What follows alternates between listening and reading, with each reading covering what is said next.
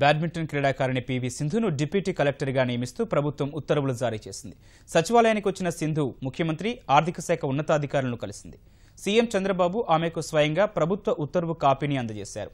Rio ఒలింపిక్స్లో రజత పతకం సాధించినందుకు గతంలో గ్రూప్ 1 ఉద్యోగం ప్రకటించిన ప్రభుత్వం ఇప్పటికే 3 కోట్ల రూపాయలు అమరావతిలో 1000 గజాల స్థలాన్ని కేటాయించింది.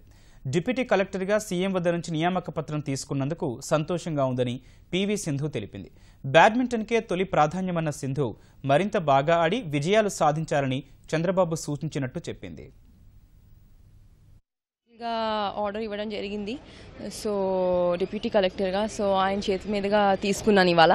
పోస్టింగ్ అంటే ఇక్కడే అన్నారు. సో ఫస్ట్ అయితే బ్యాడ్మింటన్, దాని తర్వాత ఫస్ట్ అయితే ముఖ్యంగా బ్యాడ్మింటన్ మీద ఫోకస్ చేసి ఇంకా ఎన్నో గెలుచుకుని ఇంకా బాగా హార్డ్ వర్క్ చేయాలని చెప్పారు. దాని తర్వాత డెఫినెట్గా వచ్చి జాయిన్ అవుతానని. నెక్స్ట్ కమింగ్ టోర్నమెంట్స్ వచ్చేసి ఇప్పుడు వరల్డ్ ఛాంపియన్షిప్స్ ఉన్నాయండి. దాని తర్వాత ఇంకా some of the super series ఉన్నాయి. సో దానిలో బాగా ఆడాలని అనుకుంటున్నాను.